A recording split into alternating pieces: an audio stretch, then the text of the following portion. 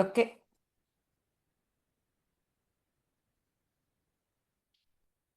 Praise lord madam, అందరికీ వందనాలు. ఆ దేవుడు మళ్ళీ మనకి ఈ రాత్రికాల సమయంలో ఇలా జూమ్ మీటింగ్ ద్వారా మనం అందరం కలిసిన అవకాశం దేవుడు దయచేసినందుకు వందనాలు. ఎందుకంటే ఆయన చిత్తం లేకుండా మనం ఏ పని చేయలేం. ఈ విధంగా కూర్చున్నామంటే ఆయన కృపను బట్టి, ఆయన దయని బట్టి మనం కూర్చోగలిగాం. మరి ఈరోజు మలాకీ గ్రంథం 4వ అధ్యాయం 1వ వచనం. మలాకీ గ్రంథం 4వ అధ్యాయం 1వ వచనం. ఏలయనగా నియమింపబడిన దినము వచ్చుచున్నది, కొలిమి కాలునట్లు అది కాలును, గర్విష్ఠులందరూ దుర్మార్గులందరూ కొయ్య కాలు వలె ఉందురు. వారిలో ఒకనికి వేరైనను చిగురైనను లేకుండా రాబో దినము అందరినీ వేయనని సైన్యములకు అధిపతియగు యెహోవా సెలవిచ్చుచున్నాడు. మరొకసారి చూద్దామండి వాక్యం. ఏలైనగా నియమింపబడిన దినము వచ్చుచున్నది, కొలిమి కాలినట్లు అది కాలును, గర్విష్ఠులందరినూ దుర్మార్గులందరినూ కొయ్య కాలు వలె ఉందురు. వారిలో ఒకనికి వేరైనను చిగురైనను లేకుండా రాబో దినము అందరినీ కాల్చివేయనని సైన్యములకు అధిపతియగు యెహోవా సెలవిచ్చుచున్నాడు. ప్రేమ మడని మా తండ్రి, ఇంతవరకు క్షేమంగా కాపాడిన పరిరక్ష స్థుతినైనా వందనాలు తండ్రి. అయ్యా, మేమేమై ఉన్నామో కేవలం అది నీ ఉచితమైన కృపంలో అయినాను తండ్రి. నాయన నీ కృప చేత నాయన మలాకీ గ్రంథం 3 అధ్యాయాలు ధ్యానించగలిగే కృప అనుగ్రహించావు తండ్రి. చివరి అధ్యాయం ధ్యానించబోతూ ఉంటుండగా ఆధ్యాత్మిక మర్మములు మీరే వెల్లడి చేయమని, నన్ను మరుగుపరచమని, అదే విధంగా తండ్రి వినుచున్న ప్రతి ఒక్కరికి వినగల చెవి, గ్రహించగల మనసు, ఆచరించగలిగిన దయచేయమని, వాక్యం ధ్యానిస్తూ నాకు ఉంటున్న ప్రతి ఒక్కరికి నీ యొక్క పరిశుద్ధాత్మ నడిపింపు దయచేయమని, కార్యాంతమని నిన్ను బహుగా స్థుతించుకునే కృప అనుగ్రహించమని, ఏ విధమైన ఆటంకం లేకుండా నీ కాపుదల్లో ఉంచమని తండ్రి, మరొక్కసారి మాకు భాగ్యం అనుగ్రహించినందుకు, చిన్న మందగా కూడి నేను స్తుతించే భాగ్యం దయచేసినందుకు వందనాలు చెల్లించుకుంటూ మా ప్రభువును నీ ప్రియ కుమారుడని యేసుక్రీస్తు ద్వారా వేడుకుంటున్నాం తండ్రి. ఆమేన్. దేవునికి వందనాలు. మరొకసారి చేరి వచ్చిన ప్రతి ఒక్కరికి వందనాలు. మరి మలాకీ గ్రంథం ముగింపుకు వచ్చాం. మలాకీ గ్రంథం గురించి మనం ఇంట్రడక్టరీ పార్ట్ లో గుర్తు చేసుకున్నట్టుగానే, మరి ఇశ్రాయేలీలు అంటే అక్కడికి బబులోను చెరకు వెళ్ళినటువంటి యూదులు తిరిగి వచ్చిన తర్వాత 100 సంవత్సరముల తర్వాత ఈ మలాకీ గ్రంథం అనేది రాయబడింది. దీని పర్పస్ ఏంటనేది కూడా మనం ఆ రోజు జ్ఞాపకం చేసుకున్న ఏంటంటే, దేవాలయం అయితే పునర్నిర్మించుకోగలిగారు, కానీ వీళ్ళు తమ హృదయాల్ని నిర్మించుకోలేకపోయారు. నెహెమ్యా గ్రంథంలో ఒక వీక్ మనం ధ్యానించుకున్నాం. మీ మనస్సు అనే నడుము కట్టుకోనండి అని చెప్పి, మీ హృదయం శుద్ధిగా ఉండాలని. అయితే దేవాలయము కట్టమన్నది దేవుడు కాదా అని మనం ఆలోచించినట్లయితే, తప్పకుండా దేవాలయం కట్టమన్నది దేవుడే. అయితే ఆయన ఉద్దేశం, ఎంతో కాలం బబులోను చెరలో నిజదేవుడిని ఆరాధించడానికి వీళ్ళకి అవకాశం లేక, ఆయా కర్ర విగ్రహాలకి లేదా వారి ఆ రాజులు ఏది ఆదేశిస్తే అట్లాంటి విగ్రహాలకి, మంత్రతంత్రాలకి, అట్లాంటి వాటికి అలవాటు పడిపోయిన వీరు నిజదేవుని ఆరాధించాలని ఉన్నవారు మాత్రమే ఇక్కడికి వచ్చారు. ఎందుకంటే కోరేషు వీళ్ళని వెళ్ళనమన్నప్పుడు ఎవరికైతే స్వస్థలానికి వెళ్ళాలని ఉందో వారు వెళ్ళవచ్చు, నో కంపెల్షన్, అంటే ఎవరికి కూడా తప్పనిసరిగా వెళ్ళాలి అనే ఆదేశం అయితే ఏమీ లేదు. ఎవరికి మీ స్వస్థలం వెళ్ళాలని, ఆ యెరూషలేము వెళ్ళాలని ఎవరికైతే ఉందో వాళ్ళు వెళ్ళొచ్చు అని చెప్పారు. ఎందుకంటే 70 సంవత్సరాలు అక్కడ ఉండేటప్పటికి మరి ఒక జనరేషన్, అంటే పెద్దలు చెప్పేది ఏంటంటే 30 సంవత్సరాలకి ఒక జనరేషన్ అని లెక్క పెట్టుకోవాలంటే, అంటే ఒక వ్యక్తి అక్కడికి వెళ్ళినప్పుడు అక్కడే ఉంటే 3వ తరాన్ని కూడా చూసిన వారు అక్కడ ఉన్నారు. కాబట్టి మనం ఇర్మియా గ్రంథం 29వ అధ్యాయంలో చూస్తాం కదా, మీరు ఇండ్లు కట్టుకోండి, తోటలు కొనుక్కోండి, మీ కుమార్తెలకు అల్లులను, మీ కుమారులకు కోడండ్లను తీసుకోండి, మీరుంటున్న పట్టణం కోసం ప్రార్థించండి అని చెప్పి ఇర్మియా ప్రవక్త ద్వారా దేవుడు చెప్పిన మాట విన్నాం కదా. చాలా మంది చక్కగా సెటిల్ అయ్యారు. అయితే లోక సంబంధమైన భోగభాగ్యాలు మేము విడిచిపెట్టము అన్నవాళ్ళు అక్కడి నుంచి రాలేదు. మాకు ఏమైనా కూడా మా యెరూషలేము పట్టణం వెళ్ళాలి, మా దేవాలయంలో మేము ఆరాధన చేసుకోవాలని చెప్పి ఎవరికైతే ఆసక్తి ఉందో వాళ్ళు తిరిగి వచ్చారు. అయితే ఇక్కడికి వచ్చేటప్పటికి అప్పటికే అక్కడ మిక్స్డ్ కల్చర్ ఉంది. అంజులు ఉన్నారు, సమరయులు ఉన్నారు, చాలా మంది ఉండటం వల్ల ఈ వచ్చిన వాళ్ళకి అసలు దేవాలయం కట్టడమే చాలా కష్టం అయిపోయింది. అప్పుడు హగ్గయి ప్రవక్త, జకర్యాని ఇట్లాంటి ప్రవక్తలను తీసి ఆయన ఆ వాళ్ళని ఎంకరేజ్ చేసి ఆ దేవాలయం కట్టించడం అనేది జరిగింది. సరే దేవాలయం అయితే కట్టారు కానీ వీళ్ళలో మోరల్స్, ఎథిక్స్ అనేవి కూడా పూర్తిగా పోయినాయి. నెహమ్యా గారు కూడా చాలా బాధపడతాడు. నెహమ్యా గ్రంథంలో వీళ్ళలో మోరల్స్, ఎథిక్స్ లేకపోవటం వల్ల ఆయన చాలా బాధపడి వీళ్ళున్న స్థితిని చూచి ఆయన ఉన్నటువంటి 12 సంవత్సరాలు కూడా ఆయనకు కావాల్సిన జీతభత్యాలు కూడా తీసుకోకుండా అక్కడ గవర్నర్ గా పనిచేయటం జరిగిందని చెప్పి నెహమ్యా గ్రంథంలో మనం ధ్యానించుకున్నాం. మెయిన్ పర్పస్ ఏంటంటే వీళ్ళలో మోరల్స్, నైతిక విలువలు అనేవి లేవు, నీతి అనేది లేదు అని చెప్పి దాన్ని పెంపొందించడానికి మలాకి ప్రవక్తని నా దూత అని చెప్పి, అంటే దేవుడు చెప్పిన మాటను తూచా తప్పకుండా చెప్పటానికి మలాకి ప్రవక్తనైనా పంపించడం అనేది జరిగింది. మరి మలాకి గ్రంథంలో మొదటి అధ్యాయంలో మనం చూసినట్టయితే ఆయన బిగినింగ్ లోనే అంటాడు, నేను మిమ్మల్ని ప్రేమించానంటే నువ్వు మమ్మల్ని ప్రేమించావని చెప్పడానికి రుజువు ఏంటని వీళ్ళు అడుగుతారు. అడిగినప్పుడు యాకోబును ప్రేమించాను, ఏశావును ద్వేషించానంటే శరీరానుసారులు నేను ద్వేషించాను, ఆత్మానుసారులు నేను ప్రేమించాను అంటే యాకోబు శరీరానుసారుడు కాదా అంటే నో డౌట్ అట్ ఆల్. ఆయన కూడా ప్రారంభంలో శరీరానుసారుడు. ఎందుకంటే అందరూ పాపం చేసి దేవుడు అనుగ్రహించు మహిమను పొందలేకపోతున్నారని పరిశుద్ధ గ్రంథం చెప్తుంది. అదే విధంగా ఆదికాండంలోనే 6వ అధ్యాయంలో దేవుడు నరుని హృదయం బాల్యం నుంచి చెడ్డది అని చెప్పి చెప్పడం జరిగింది. ప్రసంగి గ్రంథంలో సామెతల గ్రంథకర్త సొలొమోను మహారాజు అంటాడు, నరుణ్ణి దేవుడు సృష్టించినప్పుడు పరిశుద్ధంగా ఆయన సృష్టించాడు గాని అన్ని తంత్రములు మానవుడే కల్పించుకున్నాడు. కాబట్టి ఆ విధంగా మానవుడు చెడిపోయి ఉన్నాడు. అయితే యాకోబు జీవితాన్ని మనం పరిశీలించినప్పుడు ఆ యబ్బోకు రేవు దగ్గర దేవునితో పోరాడి ఇశ్రాయేలుగా మారిన సంగతి మనకు తెలుసంటే పూర్తిగా పరిశుద్ధులు అనేవాళ్ళు ఎవరు కూడా ఈ లోకంలో మనుషులు ఎవరు కూడా లేరు. అందుకనే బాల్య పాపం అనేది ఉంది. ఎందుకంటే దావీదు మహారాజు అంటాడు కదా, పాపంలోనే నా తల్లి గర్భం ధరించింది, పాపంలోనే కన్నది అని చెప్పి. ఆ వాక్యం చాలా మంది అర్థం చేసుకోకుండా దావీదు మహారాజు తల్లి ఏదైనా పాపం చేసిందేమో అందుకనే దావీదు మహారాజు ఆ విధంగా చెప్పాడని చెప్పి భావించే వాళ్ళు చాలా మంది ఉన్నారు. అయితే దావీదు మహారాజు మహాజ్ఞాని ఆయన కాబట్టి ఆయన ఏమంటాడు, తన తల్లి పాపంలోనే గర్భం ధరించిందంటే పాపం లేని మానవుడు అంటూ లోకంలో లేడు కాబట్టి ఆయన మాట అంటూ ఉన్నాడు, నా తల్లి పాపంలోనే గర్భం ధరించింది, పాపంలోనే నన్ను కన్నదంచింది. అంటే జన్మతః ఏ శిశువు కూడా పాపం లేకుండా ఈ ప్రపంచంలోనికి రాలేదు. అయితే ఎవరైతే తన స్థితి దేవుని దగ్గర తెలుసుకొని పశ్చాత్తాపడి క్షమాపణ అనుభవం పొంది మారు మనసు పొంది రక్షణానుభవంలో కొనసాగుతూ ఉంటారు, వారిని దేవుడు ఇష్టపడతాడు. అక్కడ యాకోబు ఏశావు అంటే కేవలము యాకోబు సంతానం అని కాదు, ఏశావు సంతానం అని కాదు, కానీ మనం చాలా క్లియర్ గా మనం ధ్యానించుకున్నాం.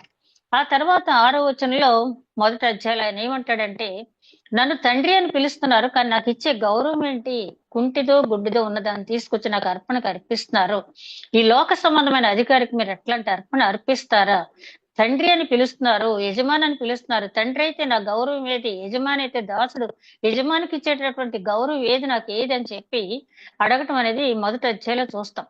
ఇక 2వ అధ్యాయానికి వచ్చేటప్పటికి అక్కడ అన్య స్త్రీని వివాహం చేసుకోవటం, రెండోది ఏంటంటే వివాహం చేసినటువంటి భార్యకు డైవర్స్ ఇవ్వటం అనేది నేను సహించలేనిది, ఆమె పక్షాన్ని నేను ఉంటానని చెప్పి ఆయన చెప్పడం జరిగింది. 3వ అధ్యాయానికి వచ్చేటప్పటికి అక్కడ ఇద్దరు గురించి ప్రస్తావన అనేది చూపించారు. బాప్తిస్మిచ్చే యోహాను, జీసస్ క్రైస్ట్ కూడా వారి పని ఏ విధంగా చేసుకుని వెళ్ళారో వారిని బట్టి మనం ఏ విధంగా నడుచుకోవాలనేది మనం ధ్యానించుకున్నాం. అదే 3వ అధ్యాయంలో ఆయన ఏమంటాడంటే, నేను 2వ రాకడలో వచ్చేటప్పుడు చాకలి వాని సబ్బుగా కంసాల అగ్నిగా వస్తాను, అది తట్టుకోవాలంటే మనం ఆ రోజు ధ్యానించుకునేటప్పుడు అనుకున్నాం కదా, ఏ బుల్లెట్ ప్రూఫ్ జాకెట్ కూడా దానికి నిలవదు, కానీ పరిశుద్ధ వస్త్రం, నీతి వస్త్రం, రక్షణ వస్త్రం మనం ధరించాలి. కాబట్టి అది ధరించాలి అంటే దేవుని వైపు తిరగాలి. మీరు నా వైపు తిరిగినేడల నేను మీ వైపు తిరుగుతాను అన్నప్పుడు వీళ్ళు ఏమంటారు, మేము ఎందుకు తిరగాలి, ఏం తప్పు చేసామన్నప్పుడు మీ మీద నేనే సాక్ష్యం పలుకుతాను, ఎవరు అక్కలేదు, మీరు చేసిన తప్పులన్నీ నేను చెప్తున్నానని చెప్పి ఆ 3వ అధ్యాయం చివరిలో చెప్పిన తర్వాత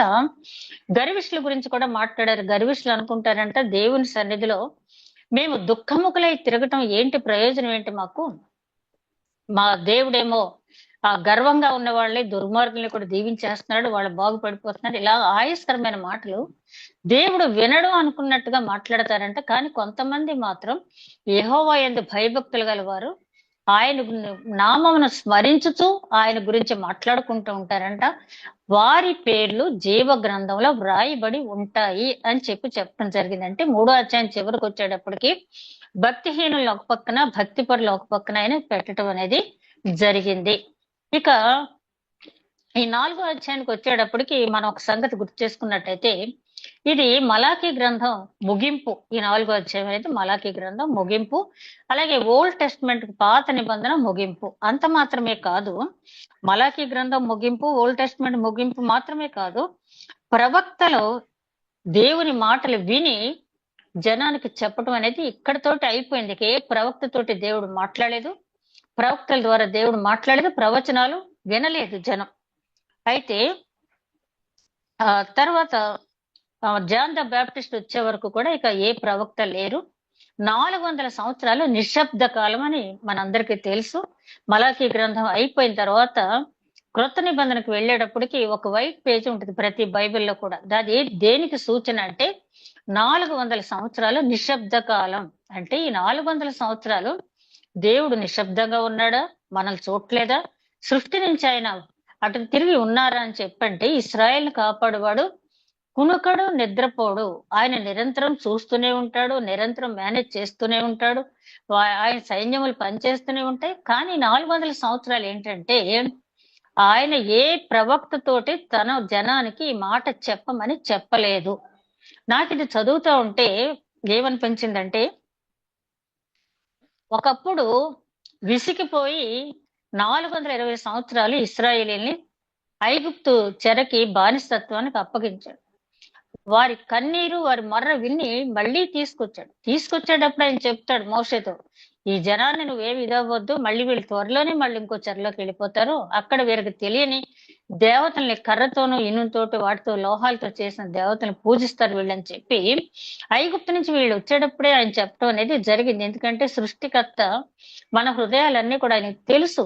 ఆయన తాపత్రయం ఏంటంటే, మనం ఏదో మంచివారం అని మనల్ని ఎన్నుకోలేదు, కానీ శుద్ధీకరించి ఆయన ఉండే స్థానంలో మనల్ని పెట్టుకోవటానికి ఆయన మనల్ని ఎంచుకున్నాడు. ఇది నేను గమనించినప్పుడు, ఇది చదువుతున్నప్పుడు నాకు అనిపించింది ఏంటంటే, ఆ రోజు ఐగుప్తు బానిసత్వానికి 420 సంవత్సరాలు దాదాపు, అంటే భౌతిక బానిసత్వానికి ఇశ్రాయేలీయులను అప్పగించేశాడు. ఆ తర్వాత ఇప్పుడు మనం చూసినట్టయితే ఈ 400 సంవత్సరాల నిశ్శబ్ద కాలం ఆధ్యాత్మిక బానిసత్వానికి దేవుడు అప్పగించేశాడా? ఎందుకంటే ఇక ఏ ప్రవక్తతోటి మాట్లాడదు, వదిలిపెట్టేశాడు జనాన్ని. ఆయన పూర్తిగా వదిలేశాడు. వదిలిపెట్టడం అంటే ఒక మాట, ఒక భక్తుడు, నేను బుక్ చదువుతున్నప్పుడు ఆయన అంటాడు, దేవుడు మనల్ని విడిచిపెట్టడం కంటే ఘోరమైన శిక్ష మనకి లేదు. ఎందుకంటే ఒక బిడ్డ తప్పు చేసినప్పుడు తండ్రి ఆ బిడ్డను క్రమశిక్షణలో పెట్టి శిక్షించి మళ్ళీ హక్కును చేర్చుకుని కౌగులించుకుంటే ఆ బిడ్డ సంతోషిస్తాడు. కానీ ఇక నీకు నాకు ఏమీ సంబంధం లేదని వదిలేసినట్టయితే ఆ బిడ్డ ఎంత తల్లడిల్లిపోతాడో కదా. అందుకనే దేవుడు మనల్ని వదిలిపెట్టేస్తే అంతకంటే ఘోరమైన శిక్ష ఇంకొకటి లేదు. యోబు అంటాడు ఒకనొక సమయంలో, నువ్వు అస్తమానం నా వంక చూస్తావెందుకు, నా వంక చూడకు, నువ్వు ఇంకేం చూస్తా అంటే యోబు బాధలు అనుకుంటాడు. కానీ దేవుడు మన వైపు చూడకపోతే అది ఎంత బాధో అనుభవించే వాళ్ళకి మాత్రమే తెలుస్తుంది. దేవుడు మన వైపు చూడకపోవటం అంటే ఆయన చూస్తూనే ఉంటాడు, కానీ మనం ఆయన చూసే ధైర్యం చేయం. ఎందుకంటే ఆ స్థితిలో గిల్టీ కాన్షియస్ లో దేవుని వైపు చూసి దేవుని సన్నిధి అనుభూతిని మనం పొందలేం. కాబట్టి ఈ 400 సంవత్సరాలు కూడా హెబ్రీ గ్రంథకర్త అంటాడు కదా, తండ్రి శిక్షించని కుమారుడు దుర్బీజుడే. తండ్రి శిక్షించిన కుమారుడు దుర్బీజుడే. దేవుని శిక్షకు లోబడి ఉన్నప్పుడు దేవుడు మనల్ని గమనించి ఎప్పటికప్పుడు శిక్షిస్తే మనం చాలా, దేవుడు మనల్ని శిక్షిస్తే మనం చాలా మంచి చాలా మంచి ఫలితం మనం పొందుతాం. అంతే తప్పించి దేవుడు మనల్ని వదిలిపెట్టేస్తే అంతకంటే ఘోరమైన శిక్ష అనేది మరొకటి లేదు. ఇక్కడ చదువుతున్నప్పుడు నాకు ఇంకొక మాట గుర్తొచ్చింది. ఏంటంటే, ఆమోసు ప్రవక్త ద్వారా దేవుడు సెలవిచ్చిన మాట 8వ అధ్యాయం 11వ వచనం మీరు తర్వాత చూడండి. అక్కడ చాలా తేటతెల్లంగా చెప్తాడు. ఆయన ఏంటంటే, ఒక కాలం వచ్చుచూ ఉన్నది. ఒక కాలం వచ్చుచున్నది. అది ఆహారముకు సంబంధించినటువంటి క్షామం కాదు గాని, వాక్యమునకు సంబంధించిన క్షామం రాబోతూ ఉందని చెప్తాడు. అది ఈ 400 సంవత్సరాల కాలంలో ఆ ప్రవక్త ప్రవచించినటువంటి ప్రవచనం నెరవేర్పు అనేది జరిగింది. దేవుని నోటి నుంచి వచ్చిన ఏ మాట అయినా కూడా అది నెరవేరకుండా ఎప్పుడు కూడా మానదు. తర్వాత మనం గమనించినప్పుడు ఈ ఈ కాలంలో ఏం జరిగింది? 400 సంవత్సరాల కాలంలో ఏం జరిగిందంటే, దాని గురించి చెప్పాలంటే మనకొక 2 అవర్స్ టైం పడుతుంది. మనం మామూలుగా పైన ఆలోచించినట్టయితే ఈ 400 సంవత్సరాలు భూమి మీద జనం లేరా? జనాన్ని దేవుడు చూడలేదా? మాట్లాడలేదంటే చక్కగా ఉన్నారు. మరి 539లో పారసీక సామ్రాజ్య పరిపాలన మొదలైన తర్వాత 200 సంవత్సరాలు వారు పరిపాలించిన తర్వాత, ఆ తర్వాత గ్రీకు రాజ్యం వచ్చింది. ఇదంతా కూడా మనకి దానియేలు గ్రంథంలో ధ్యానించుకుంటున్నాం కదా మనం. దానియేలు గ్రంథంలో ఆ ఆ బొమ్మను చూపిస్తాడు కదా దానియేలుకి, నెబుకద్నెజరుకు వచ్చిన కలది. అందులో తల, తర్వాత బాడీ, చేతులు ఇవన్నీ కూడా ఆ శిరస్సు భాగం బంగారం ఏమో నెబుకద్నెజరు కాలం, ఆ తర్వాత మాదీయులు, ఆ తర్వాత గ్రీకు, ఆ తర్వాత రోమీలు వచ్చి పరిపాలిస్తారని చెప్పి చివరికి చేతితో సహాయం చేతితో చేతి సహాయం లేనటువంటి రాయి వచ్చి ఈ మొత్తం ఈ సామ్రాజ్యాలన్నింటినీ పడగొట్టేస్తుందని చెప్పి అక్కడ దానియేలు గ్రంథంలో చెప్పబడింది. ఆ చేతి సహాయం లేకుండా తీయబడిన రాయి మనందరికీ తెలుసు, అమూల్యమైన రాయి, శ్రేష్టమైన రాయి, మూలక తలరాయి అయినటువంటి యేసు క్రీస్తు. దేవుని రాజ్యం ఇంకా కొనసాగుతూనే ఉంది భూమి మీద కదా. కాబట్టి ఆ దానియేలు గ్రంథంలో చెప్పినట్టుగా ఆ రాజ్యాలు వస్తూనే ఉన్నాయి. పారసీక రాజ్యం తర్వాత గ్రీకు రాజ్యం, గ్రీకు రాజ్యం తర్వాత అలెగ్జాండర్ చనిపోయిన తర్వాత కొంతకాలం ఈ యూదులు ఐగుప్తీలకు అప్పగించబడ్డారు తోలమి పోర్టస్ ప్రభుత్వంలో.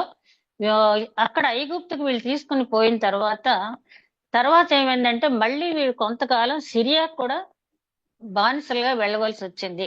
అందుకని ఆయన చెప్తాడు కదా, ఒక్క పారసీక మాదీయ రాజుల కాలంలో అక్కడ బానిసత్వమే కాదు, వీళ్ళు చెదరిపోయి చాలా చోట్ల బానిసత్వం అనుభవిస్తారని చెప్పి ముందుగానే చెప్పడం జరిగింది పరిశుద్ధ గ్రంథంలో.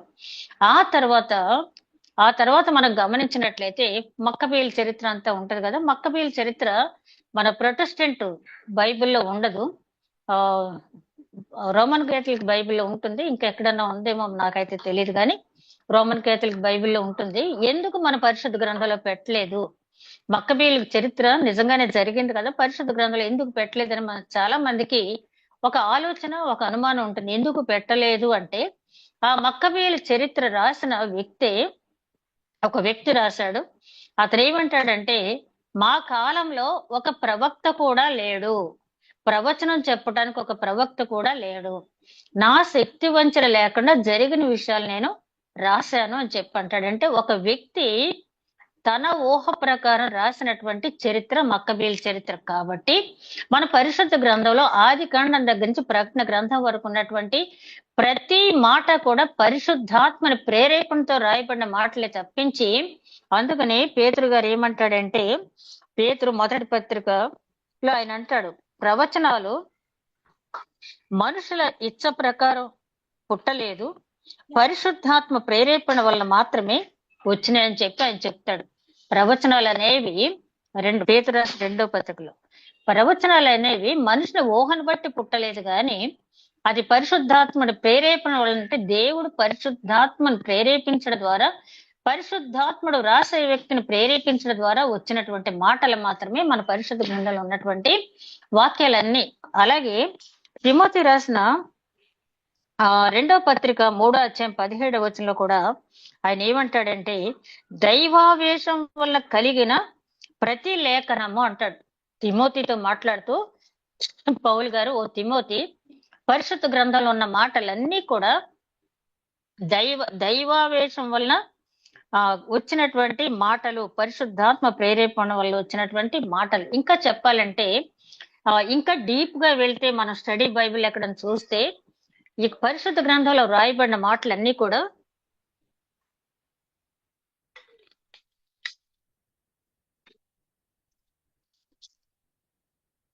పరిశుద్ధ గ్రంథంలో రాయబడిన మాటలన్నీ కూడా దేవుని ఊపిరి అంటారు. దేవుని ఊపిరి. థియరిటికల్ స్టూడెంట్స్ బాగా తెలుసు. పరిశుద్ధ గ్రంథంలో ఉన్న ప్రతి మాట కూడా దేవుని ఊపిరి.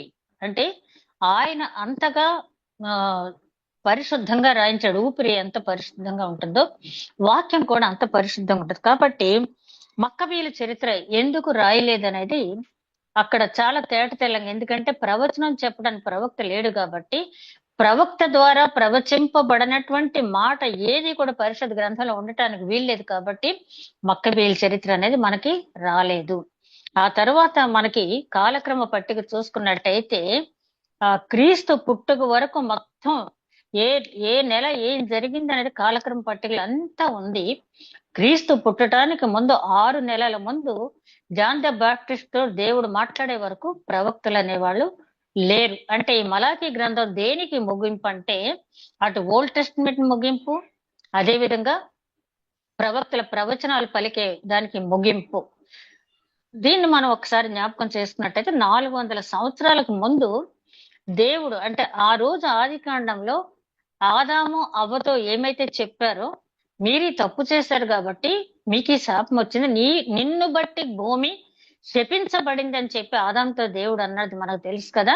ఆ శాపం అక్కడి నుంచి ప్రవక్తల ద్వారా హెచ్చరింపబడుతూనే ఉంది. ఇక మలాకీ గ్రంథంకి వచ్చేటప్పటికి ఇక ప్రవచనలు ఎవరు ప్రవచించడం, తన మనసులో ఉన్న చివరి మాటగా దేవుడు వీళ్ళతో, ఇక్కడ ఆ రోజున్న వాళ్ళతో, ఇప్పుడు మనతో కూడా అదే మాట. ఎందుకంటే అంతకంటే భిన్నమైన పరిస్థితిలో మనం లేం కాబట్టి ఈ మాటలన్నీ కూడా దేవుడు మనతోటే మాట్లాడినట్టుగా మనం తీసుకున్నట్టయితే, మలాకీ గ్రంథంలో చాలా సూటిగా ఒక్కొక్క మాట కూడా, ప్రతి వచనం కూడా మనకు తగిలే మాట కాబట్టి మనం చాలా వరకు ధ్యానించాం. ఒక రకంగా చెప్పాలంటే అసలు ఒక్కొక్క వచనం మలాకీ గ్రంథంలో ఒక్కొక్క వచనం 1 అవర్ పట్టేసి ధ్యానించాలంటే అంత లోతైన మర్మాలు దాంట్లో ఉన్నాయి. ఇప్పుడు మనం చదివినటువంటి ఫస్ట్ వర్స్ 1వ వచనం చూసినట్టయితే, ఏలయనగా నియమించబడిన దినం వచ్చుచున్నది, కొలిమి కాలునట్లది కాలును, గర్విష్ఠులందరూ దుర్మార్గులందరూ కొయ్య కాలువలే ఉందురు, వారిలో ఒకనికి వేరైనను చిగురైనను లేకుండా రాబో దినం అందరినీ కాల్చివేనని సైన్యములకు అధిపతి యెహోవా సెలవిచ్చుచున్నాడు. ఈ మాటలు మనం ఒక్క మలాకీ గ్రంథంలో కాదు కానీ ప్రారంభం నుంచి అనేక మంది ప్రవక్తలు దీన్ని ప్రవచిస్తూనే వచ్చారు. కానీ దాన్ని విని వదిలేసే జనం ఎక్కువయ్యారు కాబట్టి దేవుడు మనం వదిలిపెట్టిన దేవుడు మనల్ని వదిలిపెట్టే దేవుడు కాదు. అదే కదా చెప్తాడైనా మలాకి 3వ అధ్యాయం 6వ వచనంలో, నేను మార్పు లేని దేవుడు కాబట్టి మీరు ఈ విధంగా ఇంకా జీవించి ఉన్నారు అని చెప్పి. ఆయన మనల్ని శిక్షించాలంటే ఒక్క క్షణం చాలదు. నోవహు జలప్రళయం తర్వాత ఈ భూమిని నిర్మానుష్యం చేయను నేనని చెప్పి నిబంధన నోవహుతో చేశాడని, పర్వతములు కదిలినా మెట్టలు తత్రిల్లినా నా కృప నిన్ను విడిచిపోదు. ఎందుకంటే ఆయన వాగ్దానం చేసిన దేవుడు నమ్మదగిన వాడు కాబట్టి. ఆ 1వ వచనం నియామక దినం గురించి యోవేలు ప్రవక్త మొట్టమొదటి కంటే అంతకు ముందు ఇంటర్నల్ గా ఉన్నా కూడా యోవేలు ప్రవక్త చాలా డైరెక్ట్ గా ప్రవచించడం జరిగింది. యోవేలు ప్రవక్త 1వ అధ్యాయం 15వ వచనం చూస్తే, ఆహా యెహోవా దినం వచ్చినే, అది ఎంతో భయంకరమైన దినము, అది ప్రళయం వలె సర్వశక్తిని దగ్గర నుండి వచ్చినది, కాలుతూ ఉన్నది. అక్కడ మనం చూసినట్టయితే యోవేలు గ్రంథం 1వ అధ్యాయం 15వ వచనం నుంచి ఇంచుమించుగా 2వ అధ్యాయం 16వ వచనం వరకు కూడా యోవేలు గ్రంథంలో ఈ యెహోవా దినం గురించి చాలా స్పష్టంగా అక్కడ వివరించబడి ఉంది. దాని సారాంశం తీసుకున్నట్టయితే ఆ యెహోవా దినం ఎక్కడి నుంచి వచ్చిందంటే సర్వశక్తుని దగ్గర నుంచే వచ్చింది. యెహోవా దినం అంటే చాలా మంది చాలా అర్థాలు చెప్తారు కానీ అది ఆయన వచ్చే సెకండ్ కమింగ్ గురించి చెప్పబడినటువంటి మాట. అయితే ఆ సమయానికి మేము ఉండం కాబట్టి మేము ఆ ఖాళీ వారిలో ఉండమని ఎవరు అనుకోవటానికి లేదు. కానీ నువ్వెంతకాలం భూమి మీద జీవించావో అంతకాలమే నీ జీవితం అంతా కూడా ఆయన దగ్గర ముద్రింపబడి ఉంటది. కాబట్టి మీరైనా నేనైనా కూడా మన రోజులన్నీ కూడా అక్కడ లిఖింపబడి ఉంటాయి. కాబట్టి అందుకనే మోషే గారు అంటాడు, దేవ జ్ఞాన హృదయంతో మా దినములు లెక్కించుకుంటూ జీవించే జ్ఞానం మాకు అనుగ్రహించంటాడు. ఎందుకంటే ఎంతకాలం బ్రతికమన్నది కాదు కానీ దేవునికి ఇష్టమైన జీవితం ఎంతకాలం జీవించమని యాకోబుని ఫరో నీ వయసు ఎంత అని అడిగినప్పుడు ఏమంటాడంటే, నేను యాత్ర చేసిన దినములు చాలా ఎక్కువ, కానీ నేను జీవించిన సంవత్సరములు బహు తక్కువ. అవి నా పితరులు జీవించిన సంవత్సరాల కంటే అవి చాలా తక్కువగా ఉన్నాయంటాడు. 130 సంవత్సరాల వయసు అప్పటికి ఆయనకి. ఆయన అంటాడు, నేను యాత్ర చేసిన దినాలు చాలా ఎక్కువ, కానీ జీవించిన సంవత్సరాలు తక్కువ. అంటే దేవునికి ఇష్టంగా నేను జీవించిన సంవత్సరాలు చాలా తక్కువ. ఇప్పుడే అనుకున్నాం కదా, మన పితరులు ఎంతగానో దేవుని భయభక్తులు కలిగి జీవించారు. వారితో పోల్చుకుంటే పరిస్థితుల ప్రభావం అనండి, లేకపోతే లోకంలో వచ్చే మార్పులనండి, ఏమైనా కూడా మన పితరులతో పోల్చుకుంటే మన భక్తి జీవితం త్రాసులో తూచినట్టయితే మెనే మెనే టేకేల్ ఉపాసస్ అనే స్థితిలోనే మనది ఉంటుందని చెప్పి నిస్సందేహంగా చెప్పొచ్చు. త్రాసులో తూచినట్టయితే మన పితరుల భక్తి జీవితంతో మనది తక్కువగానే కనపడుద్ది. ఇది యోవేలు గ్రంథంలో ఆయన ఆ రాకడ గురించి చెప్పినప్పుడు మనం ఒకటే గుర్తు చేసుకోవాలి. రాకడ ఎప్పుడు వస్తుందో మనకైతే తెలియదు. దాని గురించి కూడా మనం ఊహాగానాలు చెయ్యక్కర్లేదు. నేను మొన్న ఒక ఆర్టికల్ ఏదో చదువుతుంటే ఆయన అంటున్నారు, రాకడ అనేది నీకు ఉత్సుకత కలిగిస్తుందా, క్యూరియాసిటీతో ఎదురు చూస్తున్నావా, లేదా నీకు అసలు బాధ్యతతో చూస్తున్నావా, అకౌంటబిలిటీ అనేది నీకుందా? రాకడ ఎప్పుడొస్తే నీకెందుకు, ఊహించాల్సిన పని నీకు లేదు. ఎందుకంటే సాక్షాత్తు యేసుక్రీస్తే తండ్రికి తప్ప అది ఎవరికి తెలియదని చెప్పినప్పుడు నీ జ్ఞానం ఎంత అక్కడ. కాబట్టి నువ్వు ఆ లెక్కలు వెయ్యొద్దు, ఎవరన్నా చెప్పినా నమ్మొద్దు. ఇదే అనుకూల సమయం, ఇదే రక్షణ దినం అని చెప్పి ఎప్పటికప్పుడు నువ్వు ప్రిపేర్ అయ్యి ఉండు రాకడకని చెప్పి చెప్పడం జరిగింది. అలాగే దేవుడు యోవేలు గ్రంథం దగ్గర నుంచి ప్రకటన గ్రంథం వరకు కూడా హెచ్చరిస్తూనే ఉన్నాడు ప్రవక్తల ద్వారా. కానీ మనుషుల్లో ఏమైనా మార్పు ఏమైనా వచ్చిందంటే అది దేవుడే చెప్పాలి. ఎందుకంటే చాలా మారిపోయామని మనం అనుకుంటాం, మన స్థితి ఏంటనేది దేవుడే చెప్పాలి. అక్కడ ఆయన చెప్తున్నాడు కదా, అది సృష్టికర్త దగ్గర నుంచే వచ్చింది, అది కాలుతూనే ఉంటుందని. తర్వాత ఈ కాలుతూనే ఉంటుంది అనే మాటకి మనం చాలా సార్లు ధ్యానించుకున్నాం. ఏంటంటే పేతురు గారు రాసిన రెండో పత్రిక 3వ అధ్యాయం 10వ వచనం మనం గమనించినట్లయితే, పేతురు రాసిన రెండో పత్రిక 3వ అధ్యాయం 10వ వచనంలో ఎవరైనా తీస్తే ఒకసారి చదవండి. పేతురు రాసిన రెండో పత్రిక. అయితే ప్రభు దినము దొంగ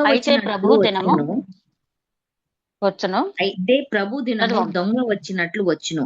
ఆ దినమున ఆకాశములో మహాధ్వనితో గతించిపోవును, పంచభూతములు మిక్కటమైన వేంద్రములతో లయమైపోవును, భూమియు దాని మీదనున్న కృత్యములు కాలిపోవును. వికృతమైన వేంద్రంతో లయమైపోవును, భూమియు దాని మీద ఉన్న కృత్యములు కాలిపోవును. అంటే మానవుడు అనేక కట్టడాలు కడుతూ ఉంటాడు, చేస్తూ ఉంటాడు. ఏమైనా కూడా అంటే మనుషులు కాలిపోతారు. మనిషి చేసినటువంటి సృష్టి అంతా కూడా కాలిపోతుంది. ఎవరు నిలబడతారంటే ఆ తర్వాత చివరి వచనంలో చూస్తాం. పేతురు గారు రాసిన రెండో పత్రిక 3వ అధ్యాయంలో చివరి వచనంలో నూతన ఆకాశం నూతన భూమి ఉంటుంది, దానిలో నీతి నిలుస్తుంది అని చెప్పి. అంటే అందరూ కాలిపోరు.